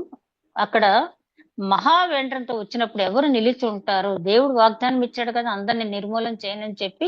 అక్కడ నీతి అంటే నీతిమంతులు నిలిచి ఉంటారు అంతే తప్పించి మరి ఆ నీతిమంతుల జాబితాలో ఎవరు ఉన్నారనేది దేవునికి మాత్రమే తెలుసు. మరి ఇక్కడ చూస్తే రెండవ వచనం చూస్తే యెహోవా దినం గురించి, ఇప్పుడు మొదటి వచనంలో మనం చూసాం కదా, యెహోవా దినం గురించి మనం ఎంత ఊహ తెలిసిన దగ్గర నుంచి కూడా అర్థం అవని స్థితిలో కూడా రాకడ గురించి, 1000 ఏండ్ల పరిపాలన గురించి, రహస్య రాకడ గురించి, సెకండ్ కమింగ్ గురించి, 7 సంవత్సరాల శ్రమల గురించి వింటూనే ఉన్నాం. అది కొత్త సబ్జెక్ట్ కాదు మనకి, క్రైస్తవులందరికీ కూడా తెలిసిన మాటే. కానీ దానికి ఎంతగా మనం సిద్ధపడుతున్నామో, ఆ రోజు ఎలా వస్తుందో చెప్తున్నాడు ఆయన. ఆ రోజు రాకముందు నీవు నేను ఈ లోకాన్ని విడిచిపెట్టి వెళ్ళినా ఆ జీవితాన్ని, మన జీవిత గ్రంథాన్ని అక్కడ తెరిచినప్పుడు అక్కడ ఉన్నటువంటి మన క్రియలను బట్టి మనం కాలిపోయే వారిలో ఉంటామా, నీతిమంతుల లిస్ట్ లో ఉంటామా అనేది అక్కడ దేవుడు తేల్చి చెప్తాడు. కాబట్టి ఆ రాకడ సమయం గురించి కంటే కూడా ఈ లోకాన్ని మనం విడిచిపెట్టి వెళ్ళిపోయే ముందు మన జీవితం ఏంటని చెప్పి మనం పరిశీలించుకోవాలి. మొన్న ఒక పాస్టర్ గారి జీవిత చరిత్ర నేను చదువుతూ ఉంటే, ఆయన పేరు ఏదో జేమ్స్ హ్యారీ రాబర్ట్ ఏదో ఉంది ఆయన పేరు. ఆయన జీవితకాలం ఎప్పుడు కూడా రోజుకి 6-7 ప్రసంగాలు కనీసం చేసేవాడంట ఆయన. ఎంతో బాగా ప్రిపేర్ అయ్యి. ఒకరోజు బాగా నీరసంగా ఉందంట ఆయనకి. చెప్తున్నారు, వాక్యం చెప్తూ ఉంటే సంఘస్థులందరూ, అయ్యా మీరు చాలా వీక్ గా ఉన్నారు, ఇవాళ చెప్పొద్దు అన్నారు. అయినా కూడా పుల్పిట్ మీద నిలబడి చెప్తూ ఉంటే, ఇంకొక వాక్యం ఉంది చెప్పేసి నేను ముగించేస్తాను అన్నారంట ఆయన. ఇంకొక వాక్యం ఉంది ముగించేస్తాను అన్నారు. కానీ ఆ వాక్యం ముగించక ముందే ఆయన చనిపోయారట. అక్కడ ఉన్నటువంటి ఒక సంఘ పెద్ద ఆయన జీవితాన్ని చూసిన ఆయన అన్నారంట, ఈ ముగింపు వాక్యం ఆయన పరలోకంలో ముగించుంటాడు అని చెప్పి. అంటే అంతగా పని చేసినప్పుడు వాళ్ళు తప్పకుండా పరలోకానికి వెళ్తారు, అందులో డౌట్ ఏమీ లేదు. అంటే ఇలాంటి జీవిత చరిత్రలు చదివినప్పుడు మనం ఎంతగా సిద్ధపడుతున్నాం అని చెప్పి మనం పరిశీలించుకోవాల్సి ఉంది. ఆ తర్వాత 2వ వచనం చూస్తే, అయితే నా నామమందు భయభక్తులు గలవారగు మీకు నీతి సూర్యుడు ఉదయించును, అతని రెక్కలు ఆరోగ్యం కలుగజేయును, కనుక మీరు బయలుదేరి క్రొవ్విన దూడల వలె గంతులు వేయినట్లు గంతులు వేయుదురు. నేను క్రొవ్విన దూడల వలె గంతులు వేయుదురు. నీతి సూర్యుడు ఉదయం గురించి చెప్తున్నారు. ఈ నీతి సూర్యుడు అనే మాట గురించి కూడా చాలా మంది వ్యాఖ్యానాలు ఎన్నో రకాలుగా చేశారు. నేనైతే వాడుక భాషలో ఉన్నటువంటి బైబిల్లో చూసినట్టయితే న్యాయ ఉదయం అని ఉంది. నీతి సూర్యుని ఉదయం అంటే న్యాయ ఉదయము, అంటే న్యాయ తీర్పు. అక్కడ చెప్పాలంటే ఆ తీర్పు జరిగేటప్పుడు ఎవరు నిలబడతారంటే, నా యందు భయభక్తులు గలవారు అందులో నిలబడతారు. ఆ నీతి సూర్యుడు ఉదయించినప్పుడు దేవుని యందు భయభక్తులు, మనం 3 అధ్యాయంలో చదువుకున్నామే, దేవుని యందు భయభక్తులు గల వారి పేర్లు జ్ఞాన గ్రంథంలో వ్రాయబడి ఉంటాయని, వాళ్ళు ఆ నీతి సూర్యుని రెక్కల కిందకి వస్తారు. ఆ నీతి సూర్యుని రెక్కల ఆరోగ్యాన్ని, స్వస్థతని ఇస్తాయని చెప్పి. ఏ స్వస్థత అంటే ఆధ్యాత్మిక స్వస్థత. అప్పటి వరకు అంత నీతిమంతులుగా వాళ్ళు జీవించడానికి ఈ లోకంలో వాళ్ళు ఎన్నో బాధలు పడి ఉండొచ్చు, ఎన్నో శ్రమలు అనుభవించి ఉండొచ్చు. మనం చూస్తున్నాం కదా, క్రైస్తవులుగా బహిరంగంగా వచ్చి చెప్పి సువార్త ప్రకటించే వారిని ఏ రకంగా హింసిస్తూ ఉన్నారో. మరి ఫస్ట్ వచ్చినటువంటి మిషనరీస్ జీవిత చరిత్రలు అయితే బుక్స్ లో రాయబడి ఉన్నాయి. కానీ ఇప్పుడు కూడా అట్లాంటి పనిష్మెంట్స్ పొందుతున్నటువంటి శ్రమ సేవకులు ఎంతో మంది ఉన్నారు. వాళ్ళ గురించి ఏ మీడియా కవర్ చేయదు, మనకి వార్తలు వచ్చేది కూడా చాలా తక్కువగా ఉంటుంది. ఆ ప్రాంతాల్లో చూసిన వాళ్ళు మాత్రమే చెప్పగలుగుతున్నారు. అట్లాంటి వాళ్ళకి ఆయన రెక్కల కింద వాళ్ళు పొందిన దెబ్బలకి, ఆయన పొందిన దెబ్బల చేత మన గాయములు తగ్గిని, మనకు స్వస్థ అనుగ్రహించబడిందని యెషయా గ్రంథం 53 అధ్యాయంలో ఏదైతే ఉందో, అలాగే ఆ నీతి సూర్యుని రెక్కల కింద మనకి స్వస్థత కలుగుతుంది. న్యాయోదయం అని చెప్పంటున్నాడు. న్యాయ ఉదయం అంటే న్యాయంకు సంబంధించినటువంటి తీర్పు. లోకంలో ఉన్నంత కాలం కూడా మనకు న్యాయ సంబంధమైన తీర్పు అనేది దూరమే. ఇప్పుడు మనం చూస్తూ ఉంటే న్యాయ వ్యవస్థల మీద వస్తున్నటువంటి విమర్శలు మామూలు విమర్శలు కాదు.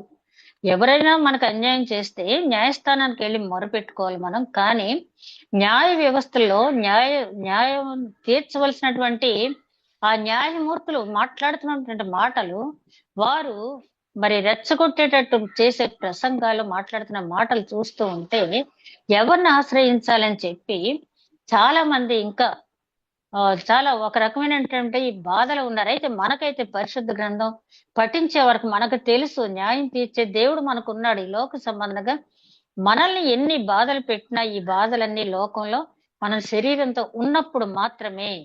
ఈ శరీరం వదిలిపెట్టి ఎప్పుడైతే మనం ఆయనతో ఉంటామో ఆ స్వస్థత అనేది పూర్తిగా వచ్చేస్తుంది. ఒక సేవకుడంట లోకంలో ఉన్నంత కాలం కూడా చాలా షర్ట్ వేసుకుంటే షర్ట్ చింపేసేవాళ్ళంట. అయితే ఎందుకు అనవసరంగా ఎక్కడికి వెళ్ళినా నా షర్ట్లు చింపేస్తున్నారు, నేను మళ్ళీ కొనుక్కుని వేసుకోవటం, వాళ్ళు ఎలాగో కొడుతున్నారు నన్ను, ఆ షర్ట్ చింపేసి కొడుతున్నారు కాబట్టి నేను షర్ట్ కాకుండా మామూలు పంచి కట్టుకుని వెళ్తాను, సువార్త ప్రకటిస్తానంటే ఆ వీప్ మీద గాయాలు చాలా దెబ్బలు. ఆయన చనిపోయినప్పుడు ఆ డెడ్ బాడీని తీసుకొస్తా ఉంటే ఒళ్ళంతా గాయాలతోటే ఆయన ఉన్నాడంట. సరే, ఆయన చనిపోయిన తర్వాత ఆయనతో పాటు స్నేహంగా ఉంటూ సువార్త సేవ చేసినటువంటి ఒక మంచి భక్తుడు ఆయనతో పాటు అక్కడికి వెళ్ళిన తర్వాత, దేవుడి దగ్గరికి వెళ్ళిన తర్వాత, ఫలానా అతను వచ్చాడు కదా అని చూస్తా ఉంటే మంచి దగదగ మెరిసిపోయే బట్టలు వేసుకుని ఉన్నాడంటే ఈయన లోకంలో ఉన్నంత సేపు కూడా మరి ఆ కుట్టే దెబ్బలకి ఆ షర్ట్లు చింపేస్తున్నారని బట్టలు, ఆయన కేవలం ఆ పంచెతో మాత్రమే ఉన్నారు. కానీ ఇక్కడ చక్కని పంచె లాల్చితో దగదగ మెరిసిపోతూ కనపడుతున్నాడు. నాకేంటి అనుకున్నాడంట కలలో ఆయన. అప్పుడు ఒక స్వరం వినపడిందంట. ఈ లోకంలో అతను దేవుడి కోసం తనకున్న వస్త్రాలు పోగొట్టుకున్నాడు. కానీ దేవుడు అతనికి ఎన్నడూ చిరిగిపోయినటువంటి, ఎవరూ చింపలేనటువంటి మహిమ వస్త్రాన్ని దేవుడు ఆయనకి ఇచ్చాడని చెప్పి, అట్లాంటి సేవకులు ఇంకా ఇప్పుడు కూడా ఉన్నారు. కాబట్టి అక్కడ ఏం చెప్తున్నాడంటే ఆయన, ఆ నీతి సూర్యుడు రెక్కల కింద, వాడుక భాషలో రెక్కలు అనే మాటకి ఏముందంటే అంచులు. అంటే ఆ నీతి సూర్యుడు అంచులు మనకు తగిలిన, ఎందుకంటే మోషేతో చెప్పాడు కదా, నన్ను చూసి ఎవరు బ్రతకలేరని చెప్పి. ఆ సమయంలో ఆయన వచ్చిన ఆ మహిమ తేజస్తో వచ్చినటువంటి దేవుని చూచి ఎవరు బ్రతకలేరు. కాబట్టి ఆయన ఏమంటున్నాడంటే ఆ నీతి సూర్యుని రెక్కల కింద మనకి స్వస్థత కలుగుద్ది అని చెప్పి చెప్తున్నాడు. అదే విధంగా క్రొవ్విన దూడలని ఇక్కడ మనకి పరిశుద్ధ గ్రంథంలో మనం చదివే పరిశుద్ధ గ్రంథంలో ఉంది. వాడుక భాష గ్రంథంలో ఏముందంటే క్రొవ్విన దూడలు అనే మాటకి కొట్టంలోంచి విడిచిపెట్టబడినటువంటి దూడలు. అంటే దూడల్ని ఏం చేస్తారు, ఆ రోజంతా కూడా ఒక పాకలో ఒక నిట్రాడ్ లాంటిది వేసి అవి తప్పించుకుని పోవటానికి లేకుండా ఒక తాడుతో కట్టేస్తారు. అవి దేనికోసం ఎదురు చూస్తాయంటే ఎప్పుడు ఆ రైతు వచ్చి ఆ దూడను విడిపిస్తాడా, బయటకెళ్ళి ఆడుకుందామా అని చెప్పి గంతులేద్దామని ఎదురు చూస్తూ ఉంటాయి. ఆ రైతు రాగానే ఎప్పుడైతే అతన్ని ఆ టై ఊడదీసాడు, తాడు ఊడదీసిన వెంటనే ఆ దూడలు చెంగుని ఎగురుకుంటూ వెళ్తాయి కదా. అట్లా ఎగురుకుంటూ వెళ్తారంటే ఎప్పుడంటే ఆ స్వస్థత పొందిన వారు దేవుని సన్నిధిలో ఆ నీతి సూర్యుని రెక్కల కింద వెళ్ళినటువంటి వారు ఆయన చిత్తానుసారమైన జీవితం జీవించి న్యాయ తీర్పులో కృపాసింహాసనం దగ్గరికి వెళ్ళిన వారు ఆ రకంగా దూడల వలె గంతులు వేస్తారు. అంటే ఆ నీతి సూర్యుని ఉదయం జరుగుద్ది రాకడ, రెండవ రాకడ సమయంలో ఆ క్రొవ్విన దూడలాగా, లేకపోతే ఆ కొట్టంలో ఉన్న విప్పబడిన దూడలాగా గంతులు వెయ్యాలి అంటే ఎటువంటి ప్రవర్తన కలిగి ఉండాలని పరిశుద్ధ గ్రంథంలో ఆది కాండం తగ్గించి ప్రకటన గ్రంథం వరకు మనకు చెప్తూనే ఉన్నారు. కానీ దాన్ని గమనించుకోకుండా పర్వాలేదులే, దేవుడు క్షమించే దేవుడే కదా, ఎన్ని తప్పులు చేసినా, చాలా మంది అంటారు కదా రెండో దొంగను క్షమించేశాడు కదా నన్ను కూడా క్షమిస్తాడులే అన్న ఇదిలో ఉంటున్నారు. కానీ దేవుడు తెలిసి చేసిన తప్పు క్షమాపణ లేదు, తెలియక చేసిన తప్పుకు మాత్రమే క్షమాపణ ఉంది. రక్షణ అనుభవం పొందిన తర్వాత ఒకసారి వెలిగింపబడిన కొవ్వొత్తి మళ్ళీ తిరిగి ఆ చీకటిగా ఆరిపోయినట్టయితే దాని గురించి మీరు పట్టించుకోవద్దు. కుక్క తన వాంతికి తిరిగినట్టుగా తిరిగే జనాన్ని గురించి మీరు పట్టించుకోవద్దని కూడా చెప్పడం అనేది జరిగింది. ఈ నీతి సూర్యుని ఉదయం గురించి మనం చూసినట్లయితే మహిమా ప్రకాశం మన మీద వచ్చినప్పుడు ద్వీప నివాసులారని కూడా పిలుస్తాడంట. అంటే ఆయన చెప్పిన వ్యాఖ్యానంలో మనం చూసినట్టయితే ఆయా ద్వీపాల్లో ఉన్నటువంటి ద్వీపము అంటే ఇక్కడ దేని సంకేతం అంటే చీకటిలో ఉన్నవారులారా. అంటే లూకాసు వార్త 1వ అధ్యాయం 79వ వచనంలో మనం గమనించినట్లయితే చీకటిలోను మరణ ఛాయల్లోనూ ఉన్న వారికి అరుణోదయపు వెలుగు కలుగుతుంది అని చెప్తాడు. అంటే యేసుక్రీస్తు రావటం ద్వారా చీకటిలోను మరణ ఛాయల్లోనూ ఉన్న వారికి అరుణోదయపు వెలుగు అనేది కలుగుతుంది. కాబట్టి ఆ నీతి సూర్యుడు వచ్చినప్పుడు నేనెక్కడో చీకట్లో ఉన్నాను, నేనెక్కడో మారుమూల ప్రాంతాల్లో ఉన్నాను, నా మీద ఆ వెలుగు పడుతుందా అని ఎవరు కూడా ఆలోచించక్కర్లేదు. నువ్వు ఈ ప్రపంచంలో ఎక్కడ ఉన్నా ఆ నీతి సూర్యుని వెలుగు ఎవరి మీద పడాలో వారి మీద ప్రసరింపబడుతుందంట. ఆ వెలుగు దేవుడు ఎవరి మీద ప్రసరింప చేయాలో, నువ్వు ఒకవేళ చనిపోయి సముద్రంలో పడి ఉన్నా, లేదా మారుమూల ప్రాంతంలో ఉన్న కొండల చాటునున్నా ఆ వెలుగు నీ మీద ప్రకాశింప చేసే దేవుడు నీకున్నాడు. కాబట్టి చీకటిలోనూ మరణ ఛాయలను, అక్కడ యెషయా గ్రంథంలో ఏమంటాడంటే జెబులూను నఫ్తాలి ప్రాంతాల్లో ఉన్నటువంటి అక్కడ ఎందుకు ఈ మాట ఉపయోగించాడంటే అక్కడ చాలా గ్యాంబ్లింగ్ అనేది లేకపోతే చీకటి కార్యాలనే జరుగుతూ ఉండేయంట గలిలియా ప్రాంతానికి, ఆ జెబులూను నఫ్తాలి ప్రాంతాల్లో. వాళ్ళతో ఈ వాక్యం చెప్పబడింది ఏంటంటే మీరు మారు మనసు పొందినట్టయితే ఓ జెబులూని నఫ్తాలి ప్రాంతాల లారా మీ మీదకి నీతి సూర్యుడు అరుణోదయం కలిగిస్తాడు. మీకు అరుణోదయం కలిగిస్తాడు. అరుణోదయం అన్నా, నీతి సూర్యుడన్నా, న్యాయ దేవుడన్నా కూడా ఇవన్నీ కూడా పర్యాయ పదాలు చివరికి తేలేది ఏంటంటే రెండో రాకడ సమయంలో పట్టరాని మహిమా తేజస్తో వచ్చే దేవుడి గురించి చెప్పబడినటువంటి మాటలు. అదే విధంగా మనం గమనించినట్లయితే మూడో వచనానికి వచ్చేటప్పటికి ఆయన అంటున్నాడు, నేను నియమింపబో దినము దుర్మార్గులు మీ పాదముల క్రింద ధూళి వలె ఉందురు, మీరు వారిని అణగద్రొక్కుదురని సైన్యములకు అధిపతి యెహోవా సెలవిచ్చుచున్నాడు. ఆ దినమున జరిగే ఇంకొక కార్యం ఏంటంటే, ఆ నీతి సూర్యుడు ఉదయించినప్పుడు గర్విష్ఠులు కాలిపోతారు. తర్వాత నీతిమంతులు ఆయన దగ్గర స్వస్థత పొందుతారు, సంతోషిస్తారు, గంతులు వేస్తారు. అంత మాత్రమే కాకుండా గర్విష్ఠుల్ని వాళ్ళ పాదముల క్రింద అణగదొక్కేటట్టు దేవుడు ఆజ్ఞాపిస్తాడంట. తీర్పు తీర్చే వారంగా ఉంటామని చెప్పి కూడా అక్కడ భావం అనేది ఉంది. దాని గురించి ఆ వాక్య వివరణ చూసినట్టయితే, మనము వారికి లోకానికి తీర్పు తీర్చే, లోకం అంటే లోకములో ఉన్నటువంటి దేవుణ్ణి అంగీకరించినటువంటి జనానికి మనం తీర్పు తీర్చే స్థాయిలో ఉంటాం. ఇది మత్తయి సువార్త 19వ అధ్యాయం 27, 28 వచనాల్లో ఒకసారి ఒక యువకుడు వచ్చి నిత్య జీవం పొందటాన్ని నేనేం చెయ్యాలి అన్నప్పుడు, 10 ఆజ్ఞలు అనుసరించి అన్నప్పుడు, నేను చిన్నప్పటి నుంచి అనుసరిస్తున్నాను అన్నప్పుడు, ఆయన యేసుక్రీస్తు యువకుడితో ఏమంటాడంటే, నీ ఆస్తిని అమ్మి బీదలకు ఇచ్చి నన్ను వెంబడించు అన్నప్పుడు, అతడు మిక్కిలి ఆస్తి గలవాడు కనుక వ్యసన పడుతూ తిరిగి వెళ్ళిపోయాడు. అప్పుడు ఆయన ఏమంటాడంటే, ధనవంతుడు ఆ పరలోక రాజ్యంలో చేరటం కంటే ఒంటె సూది బెజ్జంలో దూరటం చాలా ఈజీ అని చెప్పి అన్నప్పుడు, అప్పుడు పేతురు అడుగుతాడు, మరి మనుషులకి ఇది ఎలాగ సాధ్యం అంటే, ఇది మనుషులకు అసాధ్యం కానీ దేవునికి సాధ్యమే. ఎవరు పరలోకానికి వెళ్తారు అనేది అక్కడ డిస్కషన్ జరుగుద్ది. అంటే ధనం అప్పటి వరకు కూడా అందరికి ఉన్నటువంటి ఒక నమ్మకం ఏంటంటే, ధనం ఉంటే ధనవంతులైతే, అంటే ధనం ఉంది అంటే దేవుడు వీరిని దీవించాడు, దేవుడు వీరిని ఆశీర్వదించాడు కాబట్టి వీరు ధనవంతులయ్యారు, కాబట్టి వీరు ఇక్కడ ధనవంతులుగా ఉంటారు, వీళ్ళు పరలోక రాజ్యంలో కూడా ఉంటారని ఒక భావం అప్పటి వరకు ఉంది.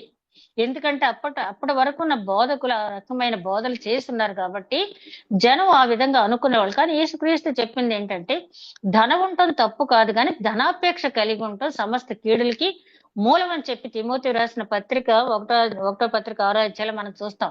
సంతుష్టి కలిగిన దైవ భక్తి గొప్ప లాభ సాధకం అని చెప్పి అక్కడ ఆయన చెప్పి ఒక ఉదాహరణ మనకు తెలుసు కదా, అబ్రహాముని బీద లాజరుని ఒక్క దగ్గరే చూపించాడు దేవుడు. ఎందుకంటే అబ్రహాం ధనవంతుడు, దేవుడి దగ్గరికి వెళ్ళాడు. బీదలాజరు బీదవాడు, దేవుడి దగ్గరికి వెళ్ళాడు. కానీ ఒక ధనవంతుడు మరి అక్కడికి వెళ్ళలేకపోయాడు, ఆ పాతాళానికి దగ్గర వెళ్ళిపోయాడు.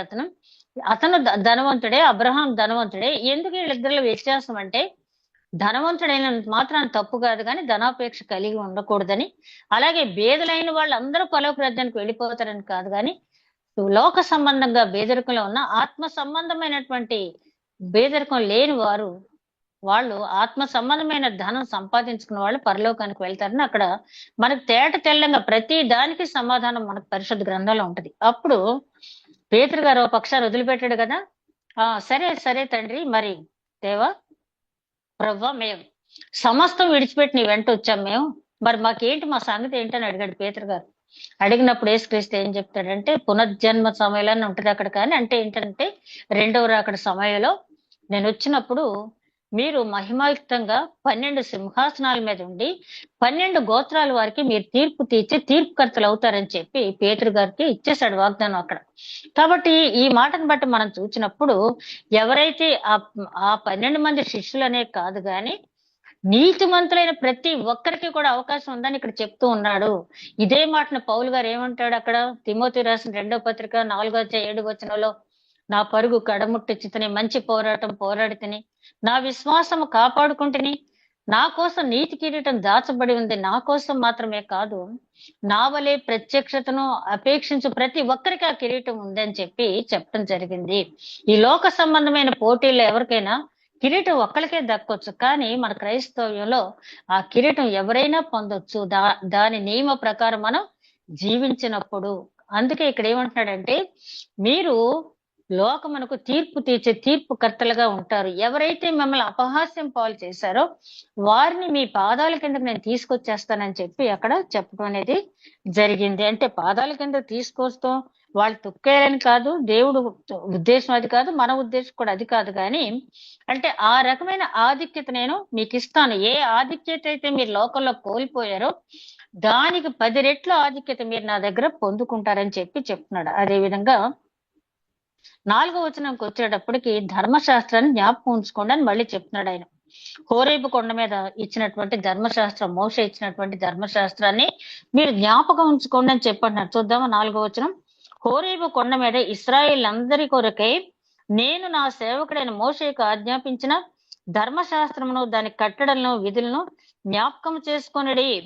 మళ్ళీ చెప్తున్నాడు జ్ఞాపకం చేసుకుని. ఒకసారి ఇచ్చిన తర్వాత నిర్గమకాండాలు ఇచ్చిన తర్వాత మళ్ళీ ద్వితీయోపదేశ కాండాలు మళ్ళీ తిరిగి ద్వితీయ ఉపదేశం అన్నాం కదా దాన్ని, అందుకే మళ్ళీ తిరిగి చెప్పించాడు ఆయన. చెప్పిన ఎన్నిసార్లు చెప్పినా కూడా మర్చిపోయే స్వభావమే కాబట్టి చివరి మాటలు చెప్తున్న మలాకీ ప్రవక్త ద్వారా కూడా ఒక్కసారి మీరు ధర్మశాస్త్రాన్ని గుర్తు తెచ్చుకోండి అని చెప్పి మలాకీ ద్వారా కూడా ఆయన ఆఖరి మాటకు ఆయన గుర్తు చేస్తూ ఉన్నాడు. ఇప్పుడు కూడా మనకు ఆ రోజు మలాకీతోటే కాదు, ఈ రోజు వాక్యం చదువుతున్న మనం, అంటే మనం ధర్మశాస్త్రం క్రింద లేము. ఇప్పుడు మనం జ్ఞాపకం చేసుకోవాల్సిన దేవుని కృపను మనం జ్ఞాపకం చేసుకోవాలి.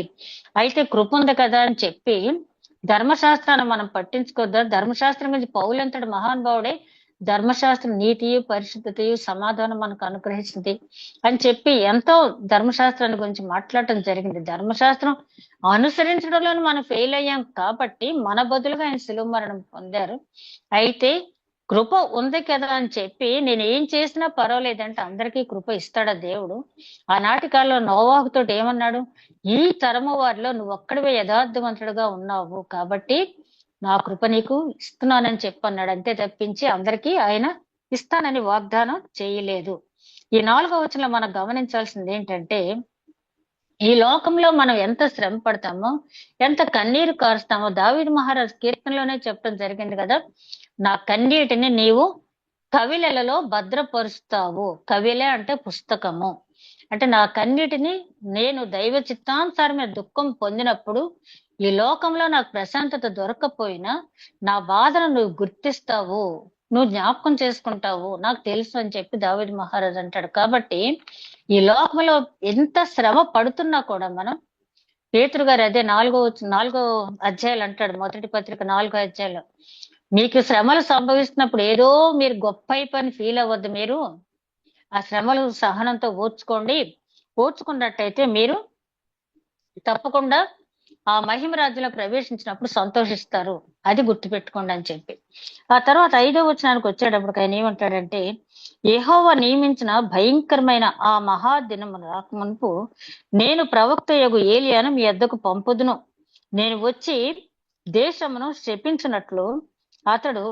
శపించకుండునట్లు అతడు తండ్రుల హృదయమును పిల్లల తట్టును, పిల్లల హృదయమును తండ్రులు తట్టుకుని త్రిప్పును. ఈ బాప్తిస్మ యోహాను గురించి ఇక్కడ చెప్పబడిన మాటను గురించి కూడా నేను వచ్చే ముందు ఏలియాని పంపిస్తాను అంటే ఆ ఏలియా వస్తాడు అని చెప్పి అంటారు. ఏలియా అంటే ఇక్కడ ఆయన చెప్పిన మాట ఏంటంటే, మరొకసారి చూద్దాం ఆ వచనం. నేను వచ్చి దేశమును శపించుకున్నట్లు 5వ వచనం చూస్తే, భయంకరమైన ఆ మహాదినం రాకమునపు నేను ప్రవక్తయగు ఏలియాను మీ వద్దకు పంపుదును. ప్రవక్తకు ఏలియాను పంపిస్తాను అంటే ఇక్కడ మనం అర్థం చేసుకోవాల్సింది ఏంటంటే, ఏలియా వంటి ఆత్మ కలిగినటువంటి వ్యక్తిని నేను పంపిస్తాను అని చెప్పి చెప్తున్నాడు ఆయన. అంటే బాప్తిస్మ యోహాను గురించి ఇక్కడ చెప్తున్నటువంటి మాట లూకా సువార్త 1వ అధ్యాయంలో 16-17 వచనాల్లో బాప్తిస్మ యోహాను గురించి చెప్పింది ఏంటంటే, 16-17 వచనాలు చూద్దాం. లూకా సువార్త 1వ అధ్యాయం 16-17 వచనాలు. తన తల్లి గర్భను పుట్టిన మొదలుకొని పరిశుద్ధాత్మతో నిండుకుని వాడై ఇశ్రాయేలీలతో అనేకులను ప్రభువైన వారి దేవుని వైపునకు త్రిప్పుతూ, మరియు అతడు తండ్రుల హృదయమును పిల్లల తట్టుకును, అవిధేయులను నీతిమంతుల జ్ఞానమును అనుసరించడకును త్రిప్పి ప్రభువు కొరకు ఆయత్తపడి ఉన్న ప్రజలను సిద్ధపరచుటకై ఏలియా యొక్క ఆత్మయు శక్తియు గలవాడై ఆయనను ముందుగా వెళ్ళును గనుక నీకు సంతోషము కలుగును. ఇంత స్పష్టంగా బైబిల్లో ఏలియా అంటే ఆత్మశక్తి కలిగిన వాడని చెప్పి ప్రస్తావించబడిన, ఇంకా కూడా యేసుక్రీస్తు వచ్చిన తర్వాత ఆ ఏలియా వస్తాడన్నా ఏలియా సంగతి ఏంటన్నప్పుడు ఆయన అంటాడు కదా 11 అధ్యాయంలో, ఏలియా వచ్చాడు, అతని పని అతను చేసుకుని వెళ్ళిపోయాడు. అతను వస్తేనేమో అలా ఉన్నాడు, ఇలా ఉన్నాడు, వస్త్రధారణ ఎలా ఉంది, అతను ఇలా ఉన్నాడని చెప్పి అన్నారు. అతనే ఏలియా అంటే ఏలియాని అని పంపిస్తాను మలకి గ్రంథకర్త దేవుడు ఎవరి గురించి అయితే చెప్పాడో, ఏలియా ఆల్రెడీ దేవుని రాజ్యానికి ఎత్తపడ్డాడు కదా, దేవుని దగ్గరికి వెళ్ళిపోయాడు. మళ్ళీ ఏలియా రావటం ఏంటి అంటే, ఏలియా ఆత్మ కలిగినటువంటి వ్యక్తి నేను పంపిస్తానని చెప్పాడు. ఈ ఏలియా గురించి ప్రకటన గ్రంథంలో కూడా ఈయన ప్రస్తావన అనేది మనం చూస్తాం. అదే విధంగా ఏలియా యొక్క ఆత్మ శక్తి అయిన వారు వస్తారు. జకర్యా గ్రంథంలో కూడా 12వ అధ్యాయం 10వ వచనంలో అంటాడు, ఆ రోజు రాకముందు మీరందరూ కూడా నా నామం పేరిట ప్రార్థించడానికి మీకు కరుణ గల ఆత్మనిస్తాను అని చెప్పాడు. అయితే అది ఇంకా కొంతవరకే సంపూర్ణమైంది, రెండవ రాకడ సమయానికి గానీ సంపూర్ణం కాదు. లూకా సువార్త 19వ అధ్యాయం 42వ వచ్చిన 44వ వచ్చిన వరకు ఈ వాక్యం మనందరికీ కూడా చిరపరిచితమే. ఆయన మట్లా ద్వారం రోజున యెరూషలేం వెళ్తూ ఉన్నప్పుడు ఆయన ఒక దగ్గర ఆగుతాడు. దేవాలయం వెళ్లే ముందు ఒక దగ్గర ఆగి పట్టణాన్ని ఒకసారి తేరిపారా చూడటం అనేది జరిగిన తర్వాత ఆయన 41వ వచనం, లూకా సువార్త 19వ అధ్యాయం 41వ వచనం మనం చూసినట్టయితే, ఆయన పట్టణమును సమీపించినప్పుడు దానిని చూచి దాని విషయమై ఏడ్చి, నీవును ఈ దినమునందైనను సమాధాన సంబంధమైన సంగతులను తెలుసుకునే ఎడల నీకెంతో మేలు, కానీ ఇప్పుడు అవి కన్నులకు మరుగు చేయబడి ఉన్నవి. ప్రభు నిన్ను దర్శించిన కాలమున నీవు ఎరుగుకుంటివి గనుక నీ శత్రువులు నీ చుట్టూ గట్టు కట్టి ముట్టడి వేసి అన్ని ప్రక్కలను నిన్ను అరికట్టి నీ లోపలనున్న నీ పిల్లలతో కూడా నిన్ను నేల కలిసి నీలో రాతి మీద రాయి నిలిపి ఉండకుండా ఉండనీయడని దినమున వచ్చునని చెప్పాను. ఎన్నిసార్లు నిన్ను దర్శించినా కూడా నువ్వు కనిపెట్టుకుని ఉండలేదు, నువ్వు దాని గురించి పట్టించుకోలేదు. కాబట్టి సమాధాన సంబంధమైన సంగతులు ప్రస్తుతానికి ఇంకా నీకు మరుగు చేయబడి ఉన్నాయి. ఒక టైం ఇచ్చాడు దేవుడు, చాలు అనుకుంటే ఇక అంతే. ఆయన ఏమంటున్నాడంటే, ఒక రోజు వస్తుంది, ఆ రోజు రాతి మీద రాయి ఉండకుండా నీలో ఉన్నటువంటి నీ చంటి పిల్లలను కూడా హతమార్చే రోజు వచ్చింది కదా. క్రీస్తు 70లో టైటస్ అనే వ్యక్తి యెరూషలేం దేవాలయాన్ని కూల్చివేయటమే కాకుండా ఎంత అల్లకల్లోలం చేశాడో, మనందరికీ ఎంత రక్తపాతం అనేది జరిగిందో. దండ్లు కట్టి అంటే అన్యజనులు వచ్చి యెరూషలేం చుట్టూ దండ్లు కట్టారంటారు కదా, వరుసగా 4-5 వరుసలు నిలబడి ఎంత అల్లకల్లోలం సృష్టించారో దేవుడు ఆ మాటని అక్కడ చెప్పడం అనేది జరిగింది. మత్తయి సువార్తలో కూడా ఆయన ఇదే విషయాన్ని ప్రస్తావిస్తూ, కోడి తన పిల్లలను రెక్కల కింద పెట్టుకున్నట్టుగా నేను మిమ్మల్ని పెట్టుకున్నాను, యెరూషలేమా ప్రవక్తల చంపుదానా అని చెప్పి ఆయన అక్కడ కూడా దుఃఖపడినట్టుగా మనం చూస్తాం. ఆయన అప్పుడే కాదు, ఈ రోజు కూడా మన గురించి కూడా దుఃఖపడుతూనే ఉన్నాడు. ఇక్కడ మనం గమనించినట్టయితే 6వ వచనంలో, దేశమును శపించకుండానట్లు అతడు తండ్రుల హృదయముల పిల్లల తట్టును, పిల్లల హృదయం తండ్రుల తట్టును తిప్పును. అంటే నా శాపం మీకు రాకుండా ఉండాలి అంటే మీలో మార్పు అనేది రావాలి, మారు మనసు అనేది రావాలి. నేను ఎంత చెప్పినా కూడా మీలో ఆ మార్పు రాలేదు. చివరికి యేసుక్రీస్తు అనుగ్రహించినటువంటి దర్శనాన్ని బట్టి బాప్తిస్మ ఇచ్చే యోహానికి మరి పద్మస్ ద్వీపంలో కనిపించినప్పుడు కూడా ఆయన చెప్పినటువంటి మాట ప్రకటన గ్రంథం 22వ అధ్యాయం 11వ వచనంలో మనం గమనించినట్లయితే, ప్రకటన గ్రంథం 12వ అధ్యాయం 11వ వచనం, అన్యాయం చేయువాడు ఇంకనూ అన్యాయమే చేయనిమ్ము, అపవిత్రుడైన వాడు ఇంకనూ అపవిత్రుడుగానే ఉండనిమ్ము, నీతిమంతుడు ఇంకనూ నీతిమంతుడుగానే ఉండనిమ్ము, పరిశుద్ధుడు ఇంకనూ పరిశుద్ధుడుగానే ఉండనిమ్ము, ఇదిగో త్వరగా వచ్చుతున్నాను. మనకు చాలా ఆశ్చర్యం కలుగుద్ది ఈ మాట. ఏంటి, దేవుడైనా ప్రవక్త ఈ మాట చెప్పింది? అన్యాయం చేసేవాడిని అలాగే చేయని, చెడిపోయేవాడిని ఇంకా చెడిపోని, నీతిమంతుడిని ఇంకా నీతిమంతుడిగా ఉండని అంటే చెప్పి చెప్పి చెప్పి విసుకొచ్చిన తర్వాత ఇక ఈ జనం మారు ఉదయ్ అని చెప్పి పౌలు గారు కూడా ఒకనొక సందర్భంలో తిమోతికి రాసిన పత్రిక ఆ ఒకటో అధ్యాయం చివరి వచనంలో ఆయన అంటాడు, హ్యుమనైను అలెగ్జాండర్ గురించి, వారి విశ్వాసం అనే ఓడ బద్దలైపోయింది, వారి నేను సాతానికి అప్పగించేశాను అంటాడు. అంటే విసుకెత్తిపోయింది వాళ్ళిద్దరితో పౌలు గారికి. మరి పౌలు గారు కూడా నేను క్రీస్తుని పోలి నడుచుకుంటున్నాను, మీరు నన్ను పోలి నడుచుకుంటున్నాను పౌలు గారికి విసిగిపోయి వాళ్ళిద్దరి గురించి ఎట్లాగైతే అన్నాడో, ఇక్కడ ఏమి చెప్తున్నాడు? చెడిపోయేవారు అలాగే ఉండని, అతిక్రమం చేసేవాడు అలాగే ఉండని, పరిశుద్ధుడిని పరిశుద్ధంగా ఉండని, నీతిమంతుడు నీతిమంతుడుగా ఉండని అని చెప్పి చివరికి ప్రకటన గ్రంథాలు 22వ అధ్యాయంలో చెప్తూ ఉంటే, ఈ విధంగా దేవుడు మనల్ని గనుక విడిచిపెట్టేస్తే మన స్థితి ఏంటి? 18వ వచనం ఒకసారి మనం చూసినట్టయితే, ఇదంతా మనం చదవక్కర్లేదు కానీ ఇందులో ఉన్నది కాకుండా ఈ వాక్యం కాకుండా ఎవరైనా ఒక పొల్లు కలిపితే ఈ గ్రంథంలో ఉదహరింపబడిన తెగుళ్ళని వాళ్ళ మీదకి వస్తాయి. అది కాకుండా తీసివేశారు అనుకోండి, ఏదన్నా తీసివేస్తే జీవ గ్రంథంలో వాళ్ళ పేర్లు వ్రాయబడవు. ఇది చివరి కర్సు, ఇది చివరి శాపం అన్నమాట. చూద్దాం 18వ వచనం.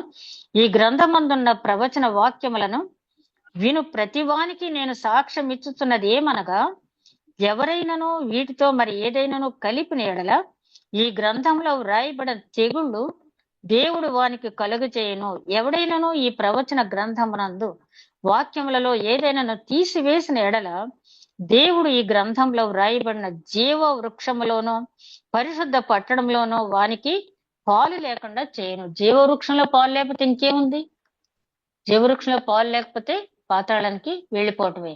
కాబట్టి చాలా జాగ్రత్త. చాలా దుర్బోధలు మనం వింటున్నాము, చాలా దుర్బోధలు వింటున్నాం. అబద్ధ ప్రవక్తలు వచ్చేసి మనకి ఇది నిజమా అన్నట్టు ఆదికాండం 3వ అధ్యాయంలో సాతాను అవ్వంతో ఏ విధంగా మాట్లాడింది ఇప్పటికీ మాట్లాడే వాళ్ళు ఉన్నారు. కాబట్టి చాలా జాగ్రత్తగా ఉండాలి. మనం గమనించాల్సింది ఏంటంటే, పాత నిబంధన ఒక శాపంతో ముగిసింది. మలాకి గ్రంథం చివరికి వచ్చేటప్పటికి నేను వస్తున్నాను, తీర్పు తీరుస్తాను, ఆ తీర్పులో నిలబడని వాళ్ళంతా కూడా కాలిపోతారని చెప్పి అది ఉండకుండా ఉండాలంటే మీరు జాగ్రత్త పడండి అన్నారు.